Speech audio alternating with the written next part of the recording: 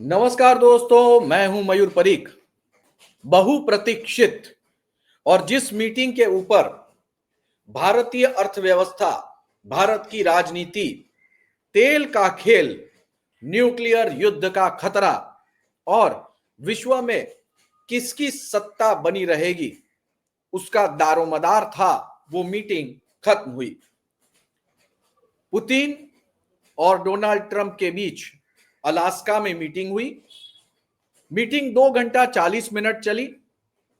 Meeting के अंदर वाकई में क्या हुआ, ये तो ये दो बड़े नेता और उनके साथ के जो 5 ट्रांसलेटर गए थे उन्हें ही पता होगा। लेकिन मीटिंग के बाहर ट्रंप और पुतिन दोनों ने एक बात साफ कही। विषय क्रमांक 1, युद्ध तुरंत खत्म नहीं होगा। विषय क्रमांक 2, इस बारे में कुछ चर्चा हुई है। विषय क्रमांक 3, अब डोनाल्ड ट्रंप यूरोपियन यूनियन यानी कि नाटो और जेलेंस्की से बात करेंगे। और विषय क्रमांक 4 कि भारत के ऊपर टैरिफ लगाना या नहीं लगाना, उसको लेकर ट्रंप को पूछे गए सवाल पर उन्होंने कहा सोचते हैं। अब तक कह रहे थे कि डाल देंगे, अब उनके सुर थोड़े थोड़े से बदले हुए लगते हैं।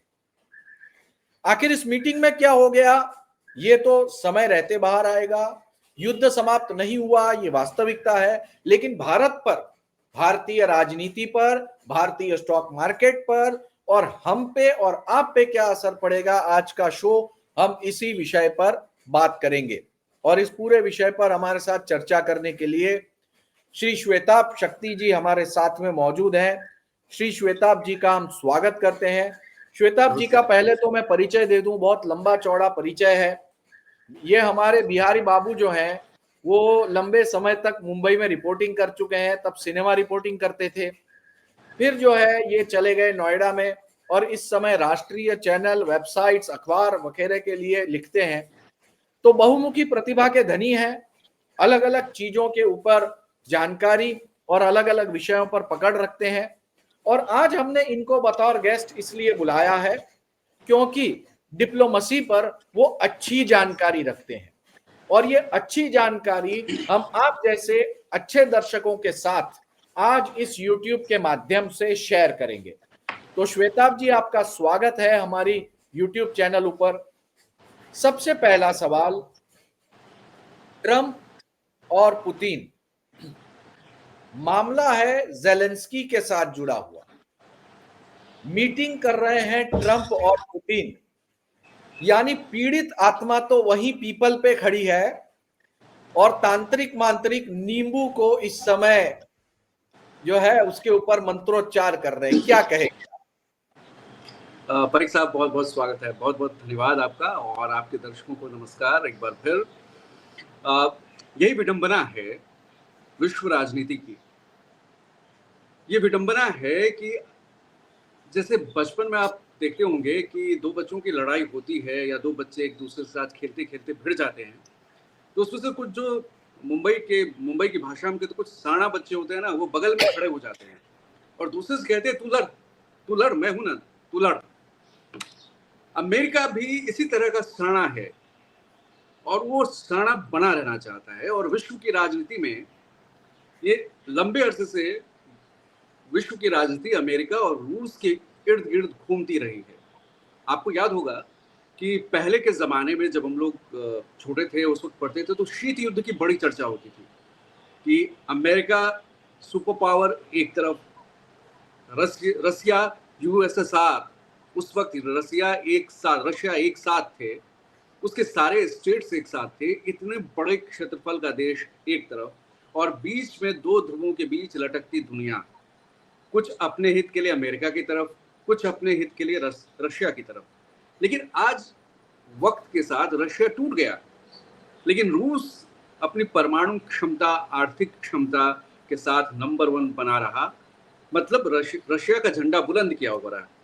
अब अमेरिका की कोशिश है कि एक तरफ रशिया तो उसका पुराना दुश्मन है, पुराना प्रतिद्वंदी है, वो खुद उसकी चौधराहट बनी हुई है, वो लंबे समय से एक छत्र राज कर रहा है और दुनिया को बता रहा है कि मैं तो डेमोक्रेसी हूं भाई, दुनिया का लोकतंत्र हमारे यहाँ जिंदा है, देखो हमारे यहाँ। तो लोकतंत्र की दुहाई वो पूरी दुनिया को देता है। सबसे बड़ा पावर टेक्नोलॉजी के मामले में नंबर 1 है, पैसों के मामले में डॉलर्स की वैल्यू पूरी दुनिया में सबसे बड़ी है, सबसे ज्यादा है। तो उसके उसके पास वो सुपर पावर बनने की पूरी ताकत है और उसका इस्तेमाल वो दुनिया के लिए कर रहा है। अब तो जब दो देश हैं, दो सुपर पावर हैं और एक चाहता है कि अकेला वही बचा रहे, तो वो चाहता है पोलर वर्ल्ड रहे, जो अमेरिका चाहे, अमेरिका तय करे, दुनिया उसको फॉलो करे। लेकिन ये जो एकाधिकारवाद है अमेरिका की, ये अब चलने वाली नहीं है, क्योंकि चाइना अमेरिका के बहुत नजदीक पहुंच चुका है, उसके गले तक पहुंच चुका है। रशिया मर गया, रशिया टूट गया, टुकड़े हो गए, छोटा सा देश बना, लेकिन अभी भी उसका वजूद, उसकी ताकत इतनी है कि अमेरिका के तमाम प्रतिबंधों के बावजूद रशिया खड़ा है। 3 सालों से वो यूक्रेन से जंग लड़ रहा है, पूरी नाटो एक तरफ है, लेकिन अमेरिका उस जंग को ना तो खत्म कर पा रहा है, ना उस जंग को रोक पा रहा है। अब ये ट्रंप साहब हैं जो सत्ता में आए ही इसी बात को कहते हुए कि सबसे पहले तो मैं 24 घंटे के अंदर रशिया और यूक्रेन की जंग रोक दूंगा। 24 घंटे क्या, या तो 7 महीने हो गए शायद, जंग नहीं रुक पाए। तो जंग नहीं रुक पाए तो पुतिन की अपनी ताकत है, अमेरिका की ताकत और जो बदली हुई पॉलिसी है, क्योंकि अमेरिका में सत्ता परिवर्तन हुआ, ट्रंप दूसरी बार आया और उनका आखिरी कार्यकाल है। तो ट्रंप की एक मंशा, परीख साहब आप जानते हैं कि वो पाकिस्तान का सिम मुनीर से कहलवाते हैं कि इन्हें नोबेल पुरस्कार मिलना चाहिए। वो नोबेल पुरस्कार के लिए कुछ भी करने को तैयार हैं। जहां कहीं जंग हो, ऑपरेशन सिंदूर हुआ, इंडियन गवर्नमेंट के सीजफायर के ऐलान से पहले ट्रंप ने अपने सोशल मीडिया हैंडल पर ट्वीट कर दिया कि हमारी कोशिशों की वजह से हुआ, जिसका भारत सरकार ने जवाब देते देते थोड़ी देर कर दी। उतना दबदार जवाब देते तो उनको तो जोर का झटका बहुत बहुत जोर से लगता है, लेकिन उनको थोड़ा धीरे से लगा है, लेकिन अब लगा है। तो ट्रंप की नीति यही है कि दुनिया को लड़ाओ, हथियार की बिक्री करवाओ, उसे पहले उसके पीठ पे खड़े रहो, और जब वो डगमगाने लगे उसे भरोसा दो, और बाद में अपनी मर्जी से अपनी शर्तों पे अपनी चीज वहां से निकलवाओ, जो राजनीति में वर्ल्ड जियोपॉलिटिक्स का हिस्सा है। आज ट्रंप यूक्रेन से मिनरल्स ले रहे हैं, एक इतने जो रेयर मिनरल्स है उसकी डील उन्होंने करवाई है जेलेंस्की की पीठ मरोड़ कर, व्हाइट हाउस में बिठाकर एक राष्ट्रपति दूसरे राष्ट्रपति को धौंस दे रहा है। वो जेडी वैंस उसको बोल रही है कि आपको ठीक से बोलने नहीं आती, आपका सूट इतने पुराने क्यों, वहां के पत्रकार ऐसे सवाल पूछ रहे हैं। श्वेताब जी, जो देश के नागरिक एक कॉमेडियन के हाथ में देश की कमान सौंपे तो पूरे राष्ट्र का मजाक तो अंतरराष्ट्रीय स्तर पर होगा ही। जेलेंस्की का बैकग्राउंड ही है एक कॉमेडियन का। ठीक है, वो सारी चीजों को देखते हैं एक अलग पर्सपेक्टिव में। वो ये नहीं समझते कि एक तरफ सापनाथ, दूसरी तरफ नागनाथ, एक तरफ जो है रशिया, दूसरी तरफ जो है यूरोप, और दोनों के बीच में वो जियोपॉलिटिकली फंसा हुआ एक देश। ये वो देश है जिसको नॉन अलाइन मूवमेंट यानी कि इंडिया के नाम के साथ जोड़ना चाहिए, बावजूद इसके वो पूरे दिन पाकिस्तान की गाजर की पिपुड़ी बजाता घूमता है, पाकिस्तान को कश्मीर में साथ देता है। तो इंडिया ने ऐसा जवाब दिया है जेलेंस्की को कि भैया उसे बड़ी शर्म आएगी। लेकिन मैं जो अर्थघटन हुआ है ट्रंप और पुतिन की मीटिंग का, उसके कुछ मुद्दे बनाए हैं, उस मुद्दों को पहले पढ़ता हूं, फिर इस चर्चा को आगे बढ़ाएंगे। जी। नंबर 1, मीटिंग का अर्थ यह है कि इस समय, मौजूदा समय में कोई निर्णय नहीं, लेकिन कुछ ना कुछ प्रोग्रेस हुआ है। नंबर 2, ट्रंप और पुतिन आने वाले समय में मिल सकते हैं। बिल्कुल। नंबर 3, इकोनॉमिक सैंक्शन जो है, वो जो डोनाल्ड ट्रंप पूरी दुनिया पे लगातार लगा रहे थे, वो कुछ समय तक रुकेंगे। नंबर 4, पुतिन जो है वो 2015 के बाद पहली बार अमेरिका की जमीन पे गए और उसको इंटरनेशनल कोर्ट ऑफ जस्टिस ने अरेस्ट नहीं किया क्योंकि वहां पर उसके लॉज नहीं लगते, लेकिन अमेरिका और रशिया फेस टू फेस 10 साल बाद मिले। नंबर 5, ये मीटिंग में इतनी डीप बातें डिस्कस हुई कि जो विश्व की धरी जो है वो बदल सकता है। नंबर 6, नाटो को अब क्या करना है ये अमेरिका तय करेगा, क्योंकि नाटो को हथियार भी अमेरिका देगा और माफ कीजिए, डोनाल्ड ट्रंप उनको ही समझाएगा। और इसी के साथ जेलेंस्की जो है वो एक कठपुतली बनकर रह गया, क्योंकि अब ऊपर के लोग तय करेंगे कि यूक्रेन के साथ क्या करना है। सीज फायर की पॉसिबिलिटी जो थी वो बढ़ गई। इन सारी चीजों की वजह से सोमवार को हो सकता है स्टॉक मार्केट में एक उछाल आए, वर्ल्ड इकोनॉमी जो है वो आगे बढ़े। इंडिया समेत जो देश अलग अलग मामलों में फंसे हैं उनके ऊपर जो है वो अभी अमेरिका कुछ समय शांति बनाए रखेगा। तो श्वेताब जी, ये सारे कुछ इंपॉर्टेंट आउटकम्स हैं इस मीटिंग के, लेकिन एक सीधा और मुद्दे का सवाल यह है, भारत और पाकिस्तान के बीच की राजनीति पर इन दोनों की मीटिंग का क्या असर पड़ेगा, क्योंकि अमेरिका पाकिस्तान के साथ और रशिया भारत के साथ, 72 वॉर के समय भी, ऑपरेशन सिंदूर के समय भी, क्या कहेंगे? देखिए मयूर भाई, ये जो आज की विदेश नीति है, ये स्वार्थ की नीति है। जो पीएम मोदी ने लाल किले के प्राचीर से कहा है, कल ही कहा है कि अर्थव्यवस्था आर्थिक स्वार्थ है सभी देशों के। इसे स्वार्थ कहें या हित कहें, अमेरिका को अपने हथियार भी बेचने हैं। ये उसकी अर्थव्यवस्था में हथियार बनाने वाला सबसे बड़ा देश है। वो इस हथियार पूरी दुनिया को सप्लाई करता है। अमेरिका को हथियार बेचने हैं। अमेरिका को पॉलिटिकली एक अधिकार चाहिए, चौधराहट करनी है दुनिया पे। भारत पाक संबंधों में दो बातें आप परीख साहब गौर कीजिए। पहले असीम मुनीर को लीजिए। पहले तो अमेरिका ने सीज फायर का ऐलान ट्रंप ने किया और 31 बार कह दिया कि हमारी वजह से हुआ है। देखिए, बैक चैनल डील्स अलग बात होती है। अभी जो ट्रंप और पुतिन मिले हैं, क्या वैसे ही जाके मिल लिए? ट्रंप और पुतिन के पहले बैक चैनल डील्स फाइनल हो चुकी थी, एक तरह से सहमति बन चुकी थी मिलने की।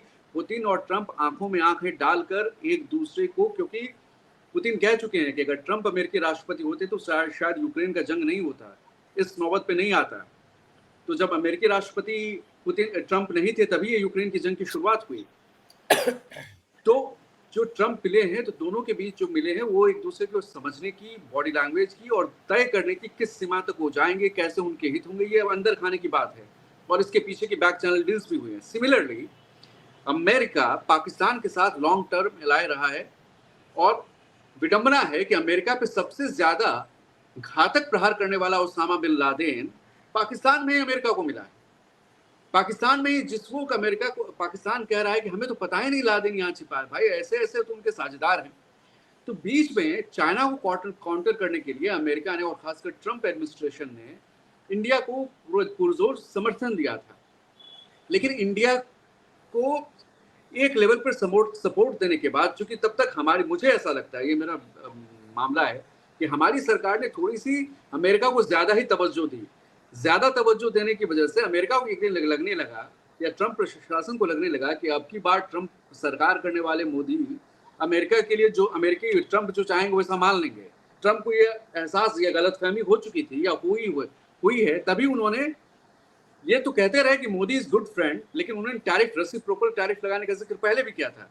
लेकिन रशिया से ऑयल खरीदने पर उन्होंने जो 25% एक्स्ट्रा टैरिफ लगाया, ये टैरिफ तो जिस रशिया से तेल खरीदने को हमारे यहाँ बीजेपी के प्रवक्ता ये बता रहे थे कि देखिए भाई, हमारी विदेश नीति ऐसी है कि हम अमेरिका से हथियार भी खरीदते हैं, रशिया से S-400 मिसाइल सिस्टम भी लेते हैं, रशिया से ऑयल भी खरीदते हैं, क्योंकि हम अपनी नीति खुद तय करते हैं। यही सही बात है, खुद तय करते हैं। लेकिन जिसे आप अपनी सबसे बड़ी कामयाबी मानते थे, ट्रंप ने उसी को मरोड़ने की कोशिश की, ये मानते हुए कि आप उसके लाइन पे आएंगे, ये मानते हुए क्योंकि भारत कभी गुटनिरपेक्ष आंदोलन का अगुवा रहा था। उस वक्त जब सबसे ज्यादा पीक पे रूस और अमेरिका की लड़ाई थी, भारत ने दोनों से अलग हटते हुए अपना रास्ता तय किया था, क्योंकि वो सबसे ज्यादा भारत के हित में था। भारत किसी गुट का बनना भारत के हित में नहीं था। तो ये भारत की पहचान थी दुनिया के लिए, और सही मायनों में यही विश्व गुरु की पहचान होती है, जो अपनी लीग खुद तय करता है। आज भी भारत उसी रास्ते पे जाने को अभी फिर मजबूर हुआ है, क्योंकि ना तो हम बहुत ज्यादा अमेरिका के पास रह के सुरक्षित हो सकते, क्योंकि अमेरिका वही करेगा जो उसने यूक्रेन के साथ किया। अमेरिका भड़काएगा, अमेरिका आगे करेगा और अब अमेरिका कहेगा यूक्रेन को तूने आधी जमीन खो दी या तूने 30% जमीन खो दी, कोई बात नहीं, सीजफायर कर। और जेलेंस्की भले ही कॉमेडियन हो परीख साहब, लेकिन जेलेंस्की की इस बात की तारीफ करनी पड़ेगी कि वो तब भी बोला जेलेंस्की ने कि बिना यूक्रेन को शामिल हुए वो कोई डील नहीं मानेगा। वो अमेरिका में जाके ये बात कह के आए। लेकिन ये अलग बात है कि जेलेंस्की आखिर करे तो करे क्या, मरता क्या ना करता। अमेरिका हथियार नहीं देगा, अमेरिका ड्रोन्स नहीं देगा, अमेरिका पैसा नहीं देगा। इतने अरबों खरबों डॉलर्स की उस यूक्रेन को सहायता दी है, क्या उसको गाजर दिखाया? गाजर ये दिखाया कि तुम्हें नाटो का मेंबर बनाने। आज तक नाटो का मेंबर बना यूक्रेन? और यूरोपियन यूनियन के बीच सवाल उठ रहे हैं कि अमेरिका तो टैरिफ, तो अमेरिका ने टैरिफ भारत पे ही तो सिर्फ नहीं लगाया, अमेरिका ने टैरिफ जिसकी चर्चा बीजेपी प्रवक्ता कर रहे हैं कि भाई ये तो सुनामी आई है। हाँ भाई, सुनामी ही आई है, सुनामी आई है, लेकिन आप ही नहीं बचे हैं। तो सुनामी से कौन बचेगा? जो पहले से तैयारी करके रखेगा। मेक इन इंडिया आपकी कमजोर है। अभी एप्पल ने यहाँ पे असेंबल इन इंडिया क्या किया? टिम कुक की हाथ तोड़ने पे लगे हुए हैं ट्रम्प की। और टिम कुक एक स्पेशल गोल्ड प्लेटेड आईफोन का सेट ट्रम्प को प्रेस कॉन्फ्रेंस में गिफ्ट करते हैं। ये आपके लिए स्पेशली। ट्रम्प को गिफ्ट लेना भी बहुत पसंद है। कहीं से प्राइवेट जेट गिफ्ट लेते हैं। इंडिया में ट्रम्प टावर चल रहा है बिना एक पैसे का इन्वेस्टमेंट किए हुए। तो भाई Trump is businessman. And so mister Modi is also Gujarati person, Gujarati and chief minister of Gujarat and now third time prime minister of India. Trump ने एक बार पब्लिकली कहा था कि Modi is very tough negotiator. तो मोदी जी पहले, या इंडियन गवर्नमेंट ये सोच के चुप रही कि शायद ट्रम्प जी नाराज ना हो, ऐसा मुझे लगता है, नाराज ना हो। लेकिन ट्रम्प ने जब ना, ट्रम्प को किसी बात का बुरा लगा, ये पर्दे के पीछे की बात वो तो सामने नहीं आई अभी तक, लेकिन जिस बात का बुरा लगा ट्रम्प ने भवें तरेरी है, तो भारत ने बता दिया है। अब इंडियन प्राइम मिनिस्टर चाइनीज भी जाएंगे, इंडियन प्राइम मिनिस्टर शंघाई सहयोग कॉर्पोरेशन की मीटिंग में जाएंगे, वो जापान भी जाएंगे, इंडियन प्राइम मिनिस्टर अमेरिका भी जाएंगे। तो भाई एक बात तो तय है कि अमेरिका को मानना पड़ेगा, और भारत और चीन जैसे देश ही मनवाएंगे कि भले ही ऑपरेशन सिंदूर के दौरान सबने माना कि पाकिस्तान चीन के हथियारों और ड्रोन का इस्तेमाल कर रहा था, लेकिन ये मानना पड़ेगा कि हमारी और चीन की सभ्यता बरसों पुरानी है, हम लोकतंत्र की जननी हैं। और अमेरिका की जो ये चौधराहट की नीति है कि हम जैसा चाहेंगे, हम सही तो सब सही, बाकी हमने जो कह दिया वही सही, तो ये अब चौधराहट नहीं चलने वाली है। अगला नंबर भारत का ही है। पांचवी से जब तीसरे पे बनेंगे तो अमेरिका को देर सबर घुटनों पे आना ही होगा। और पूरी दुनिया में अब ये गठबंधन की सरकार ही चलेगी। और इसीलिए एससीओ का भी महत्व है, इसीलिए ब्रिक्स का भी महत्व है, इसलिए सार्क का भी महत्व है, और इसलिए नाटो का भी महत्व है। और नाटो के भी अपने देश अब सवाल पूछ रहे हैं कि भाई कब तक अमेरिका पे निर्भर रहेंगे।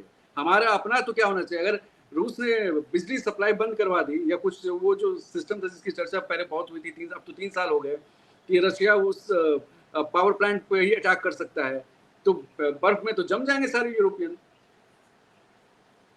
तो ट्रम्प की नीति और अमेरिका की नीति यही है कि हथियार बेचो, लड़ाओ, और बाद में शांति का ढोंग करके नोबेल, खासकर ट्रम्प तो नोबेल पुरस्कार लेने के लिए आतुर हैं अब तो। और आपके सवाल था भारत और पाकिस्तान का जो डायनामिक्स है, उसमें ये डायनामिक्स क्लियर है। भारत का वफादार दोस्त रशिया है, अमेरिका भी भारत के साथ है। लेकिन ट्रम्प जैसा कहते हैं ना कि एक दोस्त के सामने दूसरे को खड़ा रखते हैं, देख वो भी है।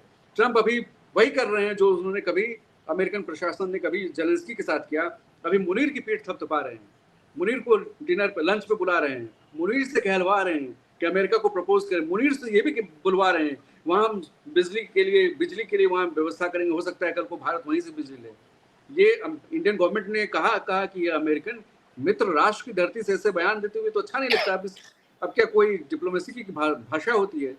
और मोदी जी ने तो अब क्लियर स्टैंड ले लिया, और इंडियन गवर्नमेंट और Indian opposition is United on this front, कि जिस तरह ऑपरेशन सिंदूर पे यूनाइटेड थे कि भारत का हित सर्वोपरि है, राष्ट्र प्रथम, राष्ट्र सर्वोपरि, और इस हित पे विपक्ष का भी पूरा साथ है।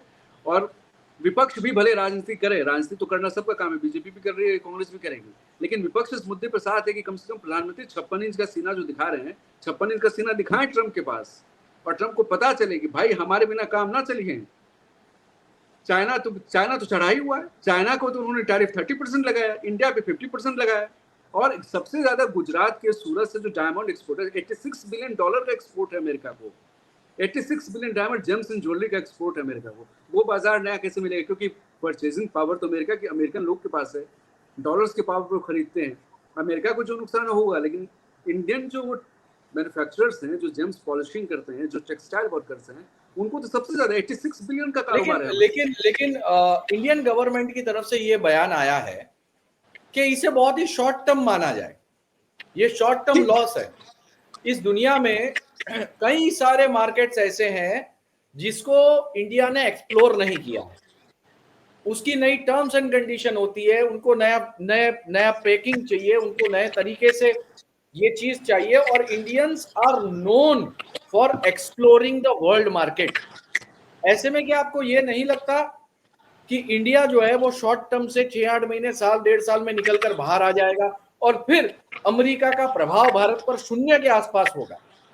नहीं, देखिए, हर कोई पता है, रियलिटी में ही लोगों को रहना चाहिए। हर कोई जानता है कि टेक्नोलॉजी में अमेरिका अभी सुप्रीम है। और लेकिन ये भी नहीं है कि किसी चीज का कोई विकल्प नहीं होता। दुनिया किसी के होने ना होने से नहीं चलती, हर चीज का विकल्प है। भारत का S-400 सिस्टम, जिसे सुदर्शन चक्र कहते हैं, तो रशिया से लिया गया क्योंकि वो समझा गया अच्छा, बेहतर। अमेरिका के पास जो ताकत है वो तो है, उसको कोई इनकार नहीं कर सकता। अमेरिका से हमें अच्छे संबंध बना के रखने ही होंगे, इसमें भी कोई दो राय नहीं। लेकिन इसका मतलब ये नहीं होगा कि अमेरिका कहेगा तू लेफ्ट चल तो हम लेफ्ट चलेंगे, तू राइट चल तो right. We are not that. Bharat नहीं चलेगा, भारत अपनी नीति से चलेगा। आपको अगर हमारा साथ चाहिए, इस दुनिया के मल्टीपोलर वर्ल्ड की हकीकत को अमेरिका को माननी पड़ेगी। और दूसरी बात, मार्केट की बात, तो मैं इकोनॉमिस्ट नहीं हूं, लेकिन मैंने जितने इकोनॉमिस्ट से इस संबंध में बात की, उनका ये कहना है कि कोई भी नया मार्केट बनने में वक्त लगता है। आपको उस मार्केट को देखना पड़ेगा, जहां आपने अभी तक नजरअंदाज किया होगा वहां उससे बनाना पड़ेगा। बनाने में वक्त लगेगा, क्योंकि जो जमा जमाया मार्केट है, जो जमा जमाया धंधा है, सब पता है कि इतने का सामान वहां यूं निकल जाता है। तभी तो अमेरिका ने जेम्स एंड ज्वेलरी पे लगाया, टेक्सटाइल पे लगाया, पेट्रोलियम प्रोडक्ट्स पे लगाया, लेकिन फार्मा पे तो नहीं लगाया। फार्मा को अमेरिका की जरूरत है, अमेरिका को जरूरत है दवाई, वहां तो पैरासीटामोल नहीं बनता है। अमेरिका को इंडियन दवा ही चाहिए भाई। वैक्सीन तो इंडिया ने, अमेरिकन वैक्सीन कितनी इंडिया में लगी? इंडिया ने अपनी वैक्सीन बनाई और दुनिया को विश्व गुरु बने के बताया। भले ही आप फाइटर जेट इंजन बनाते हो, लेकिन वैक्सीन तो हमने ही बनाई। आपके फाइजर वैक्सीन से ज्यादा कारगर इंडियन वैक्सीन थी, और अमेरिका को भी इंडियन वैक्सीन वहां पहुंचाई गई है। तो फार्मा सेक्टर में अमेरिका ने टैरिफ नहीं लगाया है। और एक और सेक्टर है जिसमें टैरिफ नहीं लगाया है, इंजीनियरिंग प्रोडक्ट्स या कोई और सेक्टर है जिसमें अभी बहुत जीरो टैरिफ है, मतलब पहले की तरह कारोबार होता रहेगा। उसकी जरूरत अमेरिका को है। लेकिन टेक्सटाइल पे चूंकि अमेरिका के पास ऑप्शन है कि बांग्लादेश से उसे सामान मिल जाएगा, तो उसे टेक्सटाइल पे लगाया। और जेम्स एंड ज्वेलरी पे अमेरिका के पास ऑप्शन है कि बाकी देश भी करेंगे। और भारत का ये सबसे बड़ा है सेगमेंट, और मोटा पैसा खरीदने वाले अमेरिका में मोटे आसामी है जो खरीदते हैं, तो अमेरिका ने उस पर लगाया ताकि इस पे हैम्पर करे भारत को। लेकिन जिसको उसकी जरूरत है उस पर उसने अभी तक नहीं लगाया। लेकिन कब तक नहीं लगाया ये देखने की बात है। और हाँ, कुछ दिनों के लिए संभव है, क्योंकि चाइना का जो रुख है, जिस तरह से पीएम अब बीजिंग जाएंगे, जिस तरह से रशियन प्रेसिडेंट इंडिया आ सकते हैं, डोवाल अभी वहां जा चुके हैं, जयशंकर अभी वहां यात्रा पे हैं। तो वर्ल्ड के डायनामिक्स जो है बहुत बहुत तेजी से बदल रहा है, और बदलना भी चाहिए। और पूरा विश्व जो है वो अवेयर है, क्योंकि राजनीति सब कर रहे हैं, सबको अपना हित चाहिए, सबके अपने स्वार्थ हैं, सबको अपना बिजनेस करना है। भारत बहुत बड़ा बाजार है, और मोदी जी ने लाल किले से कह दिया है कि मेक इन इंडिया करना पड़ेगा, वोकल फॉर लोकल होना पड़ेगा। ये सब चीजें ऐसी हैं जो हमारे प्रोजेक्ट को, हमारे इसको मरने नहीं देंगे। लेकिन ये भी हकीकत है कि जिस देश में 80 करोड़ लोगों को सरकार को खाना खिलाना पड़े, घर घर खाना पहुंचाना पड़े, और उसमें पैकेट में मोदी जी की तस्वीर हो, वो हमारी हकीकत है। जब तक हमारी स्थिति वहां नहीं सुधरेगी, तब तक 20% के अमीर बनने से वो गायब रहेगा। तो हमारी वो स्थिति कैसे सुधरेगी, इस पर सरकार को का ध्यान होना चाहिए, और सरकार का ध्यान है। और ये एक दिन में नहीं सुधरेगी। जैसे मार्केट एक दिन में नहीं बनेगा, वैसे ये चीजें भी एक दिन बनेंगी। जी जी, बहुत बहुत धन्यवाद श्वेताब जी, आप हमारे शो पे आए और आपने इतनी डिटेल में हमारे साथ में बात की। आपके साथ हम लगातार बात करते रहेंगे। आने के लिए बहुत बहुत शुक्रिया। दोस्तों, राजनीति में कहा जाता है कि आपको ऊपर उठा लिया तो इसका मतलब ये नहीं है कि आप जो है वो कंधे पे बिठाए जाओगे। हकीकत ये भी हो सकती है कि आपको ऊपर उठाने के बाद में फेंक दिया जाए। अमेरिका अक्सर ये कईयों के साथ कर चुका है। ज़ेलेंस्की सबसे ताजा उदाहरण है और शायद आने वाले समय में ये मुनीर उनीर फुनीर भी इसका एग्जाम्पल बन जाए। बहरहाल जितनी सकारात्मक चर्चा पुतिन और ट्रंप के बीच में हुई है, उतना ही सकारात्मक भारतीय बाजार रहने की उम्मीद है, उतना ही अच्छा प्रोग्रेस इंडिया भी आने वाले दिनों में करेगा। देखना है कि अगले एक सप्ताह के भीतर ये राजनीति किस कदर आगे बढ़ती है। ये शो अगर आपको पसंद आया हो तो उसे लाइक करें। आपकी क्या सोच है ये वीडियो के नीचे कमेंट सेक्शन में जरूर लिखें। चैनल को सब्सक्राइब करना ना भूलें और ये वीडियो अंत तक देखने के लिए आप सभी का बहुत बहुत धन्यवाद।